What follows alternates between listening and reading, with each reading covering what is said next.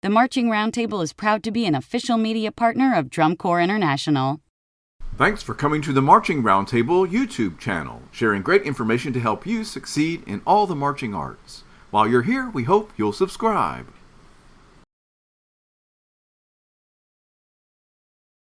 Kelsey, give us an example of something that you do that empower those student leaders. Give me an example.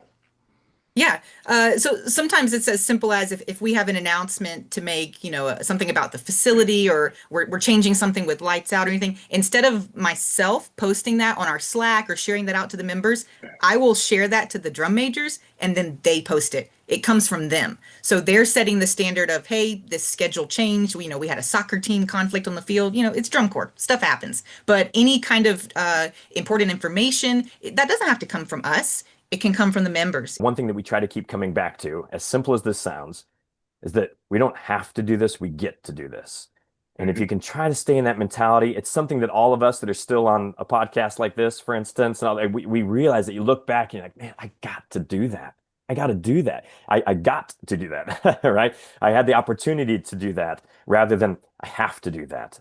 Hey, this is Tim Hinton, the Beast of the Marching Arts. Thank you so much for being here for this conversation. We're talking about the Academy today, and the Executive Director and Corps Manager share ways that they used the off-season time to build the culture and mindset of their students, their student leaders, and their staff. I know you'll enjoy the conversation. And I think to Josh's point, last year he was new, I was new, a lot of our staff was new. We've been preparing for this transition with Mark Richardson retiring. We kind of had this end date for that to happen. So there's been a lot of kind of planning for change, and a lot of change that has incurred over last year heading into this year. And so, change is uncomfortable, right? We as humans, it is hard to instill a lot of change sometimes, but we also know in life and in drum corps, the only constant is change. So thinking about and preparing for this season with our vets, with our returners, with our leadership, we are a younger corps, right? We own that. We have historically been a younger corps. So we are trying to kind of up the retention, give our leadership a little bit more of a voice. Josh did some leadership meetings with them in the off-season, monthly meetings. We had all of our leaders move in. They came to move-ins about a day and a half early, and we did some leadership sessions here, preparing before the rest of the corps came. So a big push for us as we have been preparing for these changes, both with the executive leadership and our membership, is to put the power back in the members and kind of instill and empower our section leaders, our drum majors, our horn sergeant, because that is the future of this corps, right? If you get those members on our side and they come back and their friends come back, now we have the retention booming, and now we've got something cooking. So leadership, especially this year, has been a huge push from us. Well, and what you're describing is something that I feel like every client, every band director, every staff band like that I've ever talked to needs this and wants to do better at that, because the idea of that retention and the year-to-year leadership student, all that stuff is amazing. Hey, everybody, I'm going to jump in and do a quick introduction, and then we're going to keep this conversation. This is Tim Hinton, of course, the Beast of the Marching Arts, Marching Roundtable, and we're talking about the Academy today. So Josh Thye is here. Josh, how are you? Good, very good. Thank you, Tim. And Kelsey Brunson is with us as well. Kelsey, how are you? I'm great. Thanks for having us. Thank you for being here. We're going to jump right back in where you were in just a second. But also joining us on the conversation is my good friend, David Starnes. David, how are you? I'm doing great, Tim. Thanks for having me today. So before we continue with this conversation about how you have been preparing off season to make the Academy season so much better, Josh, can you just tell us quickly what your role is with the Corps? Absolutely. As of June 1st, 2025, I'm now in the role of Executive Director for the Arizona Academy of the Performing Arts and the flagship program, the Academy Drum and Bugle Corps. Congratulations. Very, very cool. And Kelsey, your role? So my title is I'm Corps Manager. So I handle most of our tour logistics, scheduling, housing. I'm also kind of lead of the admin team. So for our on-site admin team that does all of the operations here. So basically anything off the field comes to us and flows through the admin team.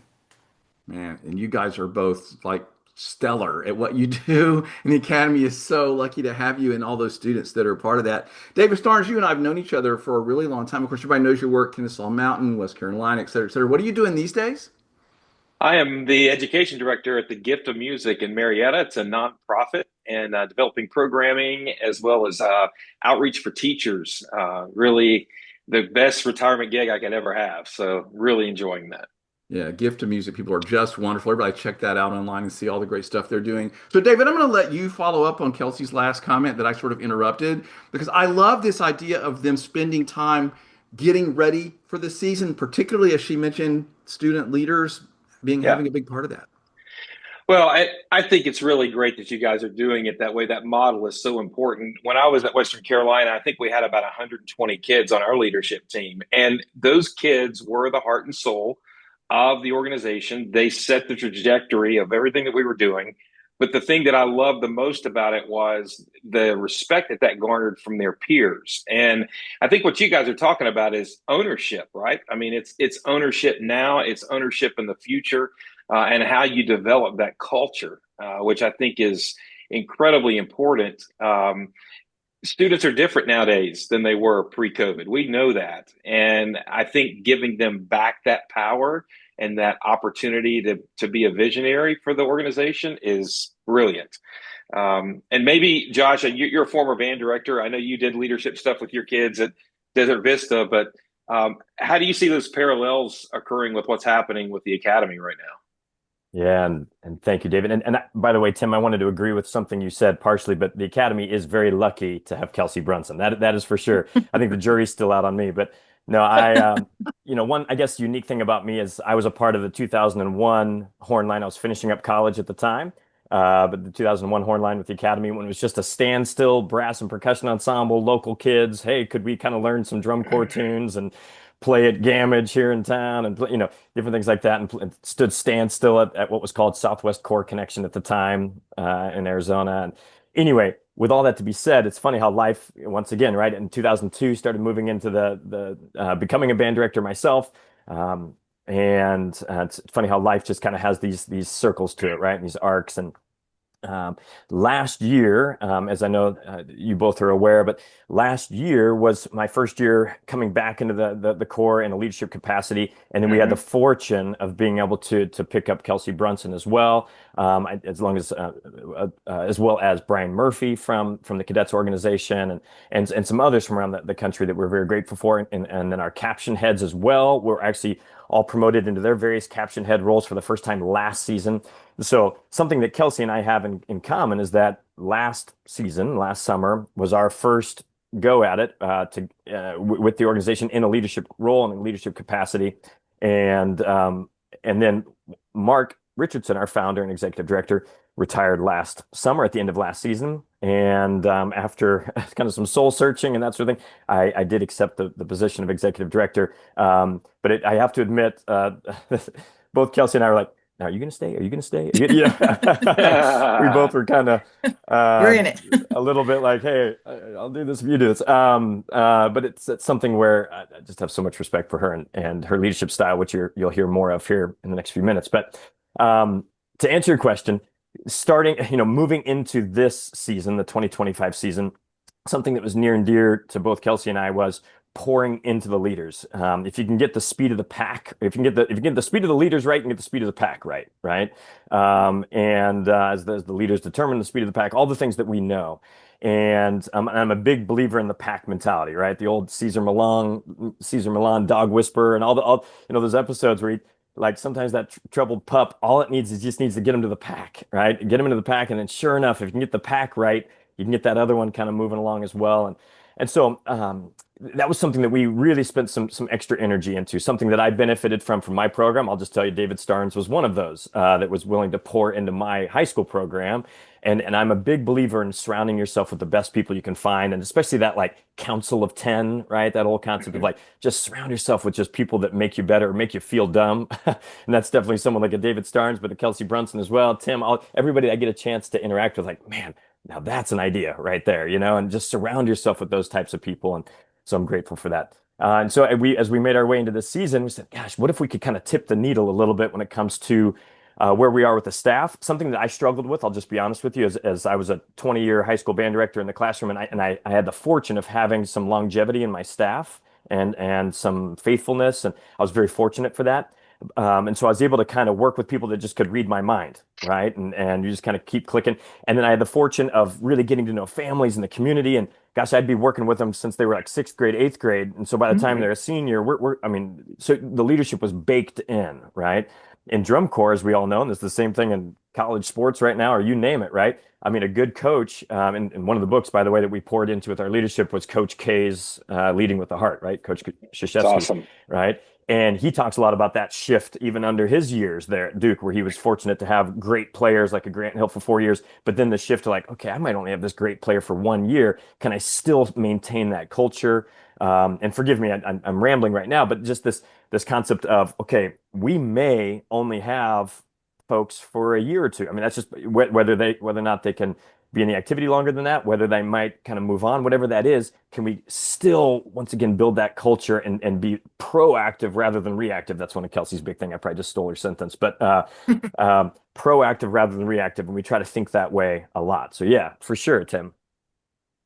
No, I love that. Kelsey, why don't you jump in on that, but this proactive versus reactive? For sure. Well, and to speak to David's point just about young people today, right? So many people are out, bemoaning Gen Z. But the fact is, it's just kids are different. The world is different. The times are Exactly.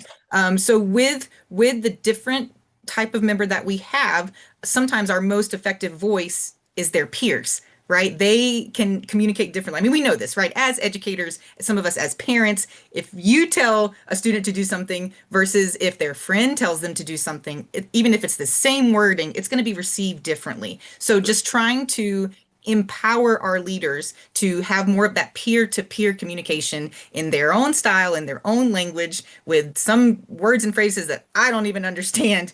It just hits differently. So we're trying to have less, not direction, but less kind of pointedness coming from us as the admin and kind of giving that power to our student leaders because we have found that it's more effective when it comes from their peers, their section leader, their horn sergeant, their drum major. It has helped us get a little bit further down the road with the communication style.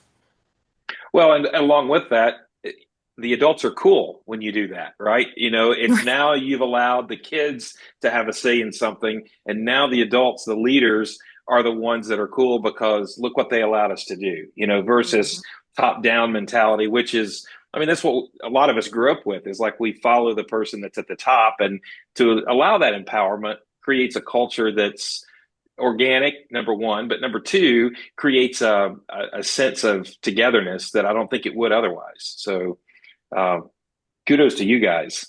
Yeah, and I wanted to say, I think a lot of band directors are in the predicament that you guys are describing, in that, man, I need to build this culture fast and now and from my student leaders. And how do I do that? So, Kelsey, give us an example of something that you do that empower those student leaders. Give me an example. Yeah. So sometimes it's as simple as if we have an announcement to make, something about the facility or we're changing something with lights out or anything, instead of myself posting that on our Slack or sharing that out to the members, I will share that to the drum majors and then they post it. It comes from them. So they're setting the standard of, hey, this schedule changed. We had a soccer team conflict on the field. It's drum corps. Stuff happens. But any kind of important information, that doesn't have to come from us. It can come from the members. It can come from the students. And when a drum major is posting something and now they're kind of helping hold the core accountable, something just as simple as announcements. We don't have to get up there and run our mouths every day. We have the drum majors share some announcements, admin team share some announcements. So it's kind of spreading the wealth a little bit of even just information sharing. We can empower specifically drum majors for us. We can empower our drum majors to kind of step into that role a little bit. And it takes some stuff off of our plate as well. So we're kind of killing two birds with one stone, even on the communication side. Can you guys speak to the internal inspiration that creates when they're learning the show? Those days that are in spring training when it's, the Arizona sun of 130 degrees and they're all baking, but you got those leaders that are really intrinsically connected to the members about how we're producing the show. Can you talk a little bit about that? Yeah, and just speaking to that, you all know, and I need to admit right now, I was just with the Corps. We had a transition from Flagstaff High School to Snowflake, and just to give just maybe a public thank you, we're so grateful to some of the northern schools in Arizona. Those of you that have been to Arizona, you know it's a very diverse state. I grew up in the Midwest. I'm a Kansas boy ultimately, and I was like, okay, the whole state's about the same. But Arizona is so diverse. You can go to the desert all the way to 7,000 feet and the mountains. And so we're so grateful for some of our northern schools and really being willing to host us. And so the Academy's finished a great spring training, 14 days at Flagstaff High School, and just many thanks to that facility. And then now at Snowflake. And but with that being said, Kelsey is there, boots on the ground right now. I'm actually back in Phoenix here for a little bit, so I need to admit, you know, it is leaning on those, right? And we tag team, and anyway, with that being said, you know, we are in the final full week right now of spring training, as is most corps, right? DCI ultimately starts this upcoming Saturday, right? First competitive show coming up, and then it, you know, the feelings change, the mentality sometimes you have to kind of work on is that whole tour and competitive side of things starts. But with that being said, these last few days, we actually had a big meeting yesterday that involved admin first, and then there was actually a member only meeting that happened last night as well, where we're okay, but like with many organizations, you get to this like week 5 of 5 of spring training, and it's the dog days in some ways. And can we get up and go again? Can we go again? Another 4-hour block, another, you know, this, that, and the other. And we've been dealing with high wind and just things that just kind of like, okay, test your patience a little bit or messes up the plans. And, you know, with all that to be said, one thing that we try to keep coming back to, as simple as this sounds, is that we don't have to do this, we get to do this. And if you can try to stay in that mentality, it's something that all of us that are still on a podcast like this, for instance, and all, we realize that you look back and you're like, man, I got to do that. I got to do that. I got to do that, right? I had the opportunity to do that rather than I have to do that. I have to do this. And we in the Academy here, one of our big things is the concept of start with why, the Simon Sinek book and all of that. But just knowing your why. And Kelsey and I are both a big believer in that. And we ask the members that, and we do share outs at times where it's like, hey, what's your why? Why are you here? Why are you still here? Why the Academy? That's one of our big things we ask a lot. Why the Academy? Right. And just trying to build that family. And sometimes when it's 1:13 p.m. on day number 50, and you have to lean on that why again and realize that there will come a time where you're going to miss it, believe it or not, and really trying to lean into that right now. Well, you're saying something that I'm resonating with. I was a member of Star of Indiana back in the day, and Jay Webb, who was my instructor, who became the director at Avon High School, I remember him sitting us down like the 3rd or 4th week into tour. And he looked at us and he said, you're going to experience every single emotion, every single event that you might experience in life over about 14 weeks.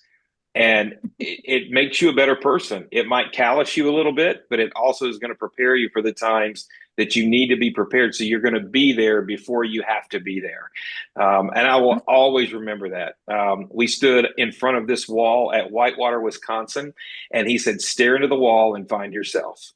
And we all stood there just looking at a wall. And it was maybe the first time that I really found myself, you know, inside myself. And it was all about that.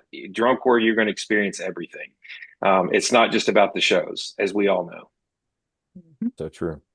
So Kelsey, when you ask the members, because I think the Academy is such a great organization, it's been so much fun to watch the Corps develop and have such a great, you know, tradition. What do they say when you ask them, why are you here at the Academy? Well, we get a wide gamut of answers, and it is especially influenced by I would say their veteran status. You know, our 3rd year returning vet drum major has a very different answer compared to our 1st year 17-year-old member right out of high school.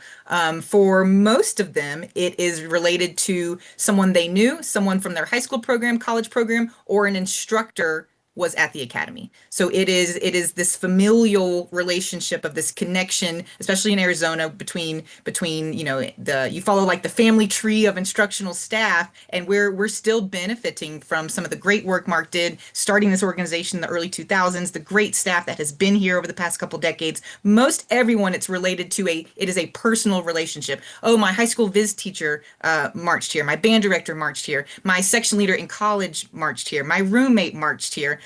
So I wanted to come and experience for myself. It's very much relationship oriented, which runs drum corps and runs life. So we're trying to capitalize on that, especially with our membership tends to skew a little bit younger. So the relationship side is where we have chosen to devote some of our resources because that is most of their answers to their whys. Kelsey, do you ever share with them your experience in the marching arts activity? I do. In their eyes, I'm old now. I marched 2010, 2011, and 2012 with the cadets. Both of my parents are band directors. I mean, I grew up, watching the PBS broadcast. We have VHS recordings of drum corps. So I grew up in this activity, in and around it, inundated in it from the beginning. In certain situations, some of my experience can, I hope, be helpful to give some perspective, but drum corps is quickly evolving, and as a mid-30s person, it is sometimes enlightening to realize that my experience, 15 years ago is vastly different from what these members are going through today. So in certain cases, back in my day, I'll share some information with them, but it's kind of hard to compare apples to oranges, even from the early 2010s to now. Yep. The activity has changed so much. I think for the better. We're kind of heading in some different directions, but it's fun to compare and contrast sometimes, to hear what they complain about maybe and be like, well, come on, y'all.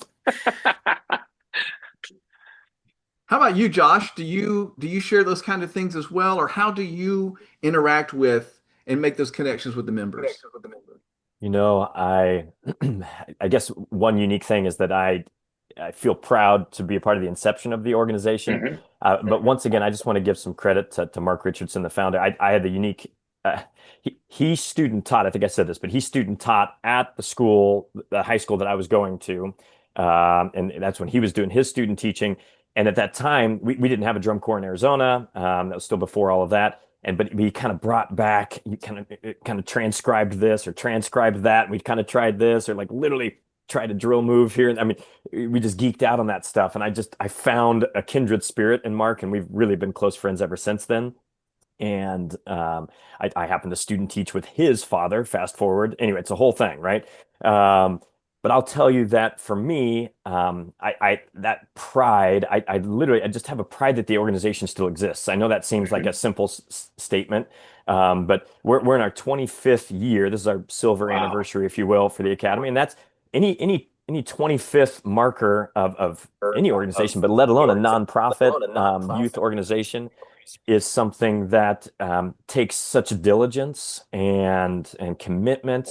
And obviously with Mark being a part of all of those 25 years, and then the handoff, there's a lot of responsibility that I feel, and I know Kelsey shares that as well, and I take that very seriously. And with that being said too, if I could shift for a second, and I don't know if this resonates with any of your listeners, but I'll be honest with you, I share with the members a little bit about my imposter syndrome that I work through, right?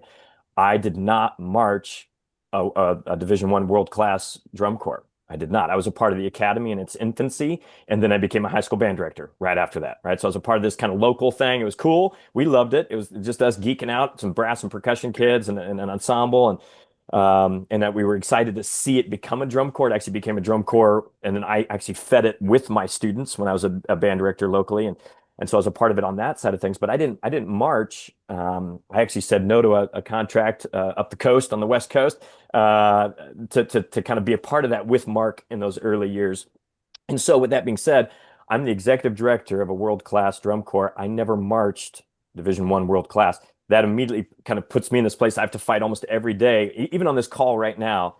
Why are you listening to me, right? What would I have to say that would be anything that you would respect at all, right? I don't have I marched that year. I mean, all these things that, when I hear these greats, I'm looking at 2 on the screen right now, 3 on the screen right now, and all these things where it's like, Oh my gosh, so many great shows, you know, Kelsey with the ring sitting right in front of me right here and all of that. And so I if this resonates with your listeners, I had to really process through that imposter syndrome. Even when the board of directors was pursuing me, I'm like, no, you should really go after somebody that's, you know, that's been to the top, that's been, you know, whatever it is. I'm just a high school band director, right? And so I am so grateful for that. I'm so humbled by that. It also is it's a big part of my why. It's a big part of my motivation because if you ask the members, one thing that I say to them a lot of times, and this is kind of our private thing, so don't share it if you don't mind. No, I'm just kidding. No, but we say prove them wrong. It's one of our statements. Let's prove them wrong. Whatever it is, fill in the blank. Let's prove them wrong. Let's prove those doubters wrong. It could be in your immediate family. It could be outside. It could be on TikTok. I don't care where it is. We're going to prove them wrong. But it's got to be inside. It's our goal, right? We're not going to out there and argue with another opinion, but we're going to prove them wrong. And that's something that really resonates. And I guess maybe if I could share one quote, Tim, that was something that I really built upon with the staff. And to give credit, this is actually Brene Brown based her whole book, Dare to Lead, off of this quote. And I know you all know this quote. It's a famous quote by Teddy Roosevelt, right? Theodore Roosevelt. It's not the critic who counts, right? It's not the person who points out how the strong man stumbles or the doer of deeds could have done them better. The credit belongs to the person who's actually in the arena, whose face is marred by dust and sweat and blood, who strives valiantly, who errs, who comes short again and again, who at the best knows in the end triumph of high achievement, and who at the worst, if they fail, at least fails while daring greatly. Right. And I know we've all heard that quote by, the great quote by Teddy Roosevelt, the concept of just like the voice that counts is in the arena right here with the sweat, with the dust on the face, all of that. And to those that have been there, that voice counts. Maybe not so much the fill in the blank blog, or fill in the blank, website or platform, but right here, this is what matters, and let's prove them wrong. So yeah, I guess sharing that would be my why. Well, and I would piggyback on that just to say, a lot of kids that get involved with drum corps see the final product and they don't always know the vulnerability like you're talking about. Like you're putting yourself out there as a performer, as a person. You're going to learn a lot about yourself, but it is a very vulnerable activity and one that people don't know until they're in it.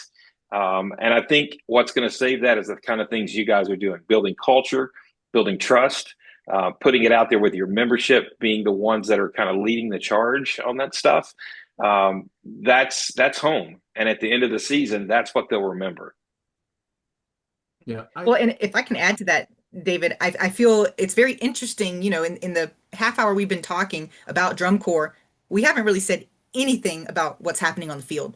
We've not talked about music, props, scores, right? Like that's what a lot of people respond to. You go to the shows, we're looking at scores and who beat who and this caption, but for us at the end of the day, it's, getting through lunch block on day 37 of being in Arizona, right? It's everything that happens behind the scenes, building the culture, setting the expectations, going through this crazy activity together, living together for 70 something days. We get all of that in place and set all of that up for success.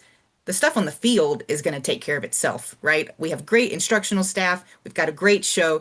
That's going to happen. It's the stuff off the field. It's the mental side. It's the emotional side, the cultural side, the leadership side. If we invest in that, I firmly believe that one feeds the other. And I think oftentimes, especially maybe some younger educators, high school directors, we're focusing on the field first, but that doesn't feed off the field. The off the field feeds the on the field. It works in that direction. And I think too often we get stuck with what is happening during the performance when really that's the smallest thing that we do throughout the course of our day. You have to plant the garden before it can grow, right? I mean, that's the analogy, right?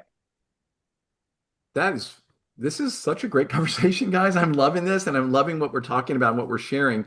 Kelsey, tell me a few more things that you guys did getting ready. Like you've already talked about some books that you've mentioned. Did you ask all the leadership to read those books? Did you discuss them? How did that all work?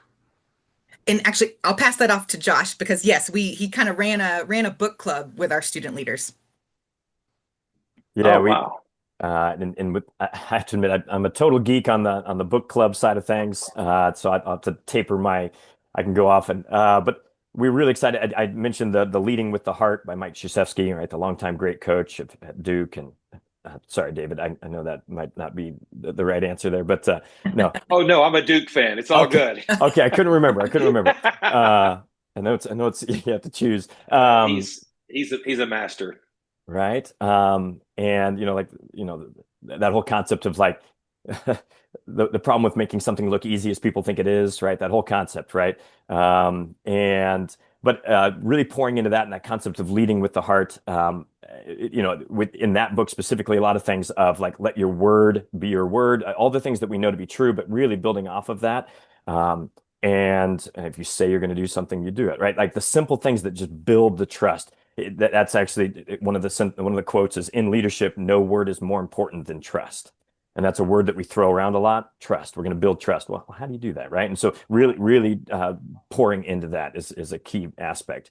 Also, he talks about the word confrontation, and the concept of confrontation can be good, right? The direct confrontation, and that it simply means meeting truth head on. That's one of his big statements in that book. Are you willing to meet truth head on, or meeting with truth even, right? And just pouring into that. We also, you might be aware of the book, The Four Agreements. Spent some time in that book as well. The Energy Bus was one that we spent some time on, and with the leaders, keep in mind, last year had a huge amount of turnover, a lot of new faces everywhere within the organization. We were really grateful to have returners in our various section leader roles, also having caption heads return, all these different things for this year. So we could kind of try to build upon that. And so specifically from that, trying to get the leaders to understand what those next steps can be. And sometimes it can be as simple as, hey, have you had just some one-on-ones with the people in your section? Have you had a chance to learn a little bit of the behind the scenes? It's that whole like until they know you care, ... right? We all know that. And until do you know a little bit about that person's backstory, right? Do you know a little bit of maybe some of the struggles, the challenges, the successes, whatever that is that brings us to this starting line together, until we can really be at that place.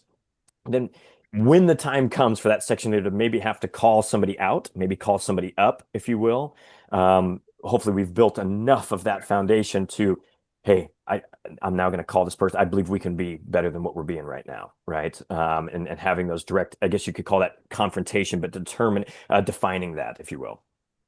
How has the instructional staff embraced this concept of leadership within the ranks, and are they required to be a part of that as well, to mirror that, to echo some of the things you guys are putting in place?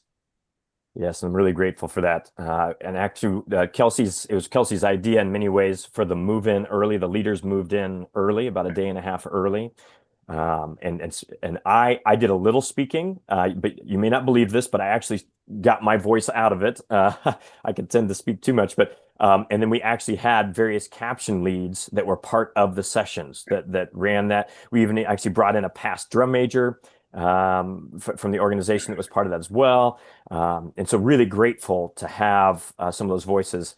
But I guess I could just say a public shout out to Sierra Rogers, one of our past drum majors, willing to just kind of pour into us again. And then Christian Artiega on our brass staff, who'd been working with our drum majors specifically in the off season, but also brass leadership and others. And then Nicole Younger, one of our consultants on the guard side of things, really poured into those sessions, and so grateful to see that even take off, and for that energy to kick off our spring training. Well, if I'm a parent of a student in the academy, I know they're going to get a great musical and visual, education, but you don't count on this. And what an amazing opportunity for them to come back, with a deeper sense of leadership, of teamwork, along with the book club thing. I just think it's brilliant.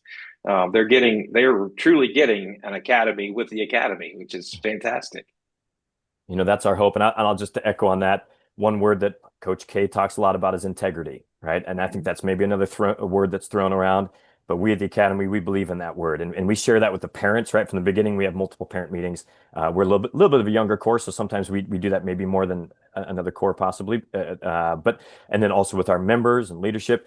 But we say, hey, just so you know, I want you to know coming in, this is a place here we believe in integrity. And if that's something that maybe doesn't resonate with you or something you don't agree with, just I want you to know that right from the beginning. We believe in words like integrity, discipline, faithfulness, respect, all these things. And we pour into that and want them to make sure, hey, if this is somebody is this something I'm willing to invest my money into? And I believe, and I hope that a family, a member, a parent, whatever that might be, would look back and you know what?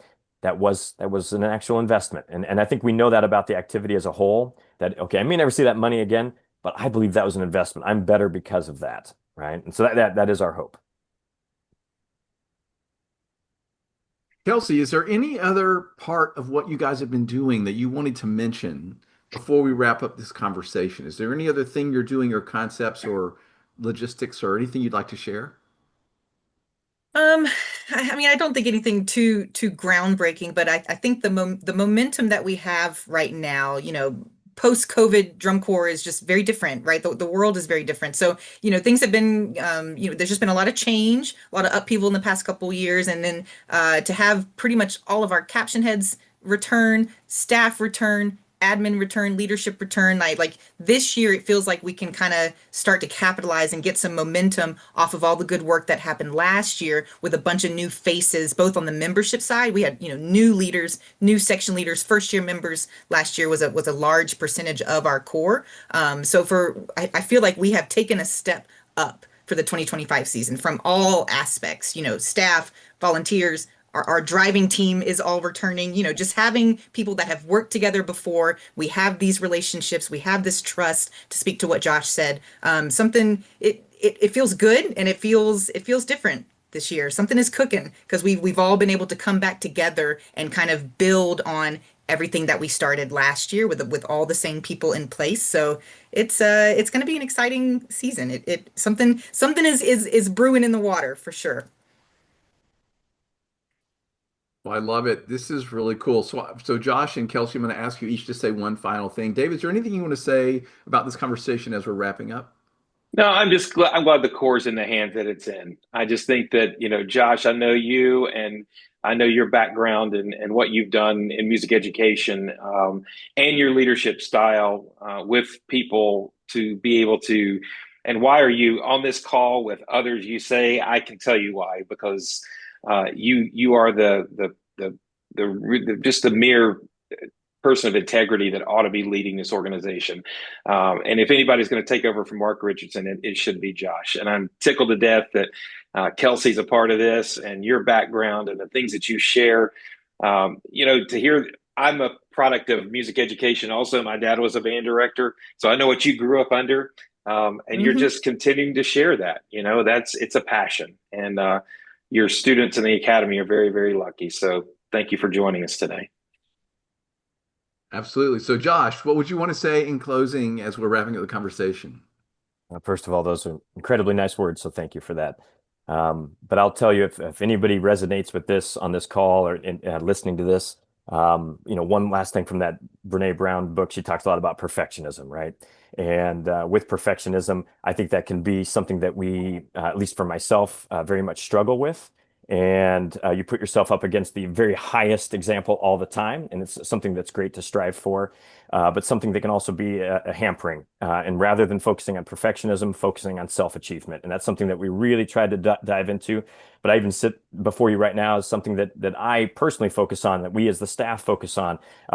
The truth of the matter is, starting here at the very beginning of July, it becomes a competitive activity. You can't ignore that. It's a competitive activity. I personally think that through competition, you can find out something about yourself. I think it can be truly exciting.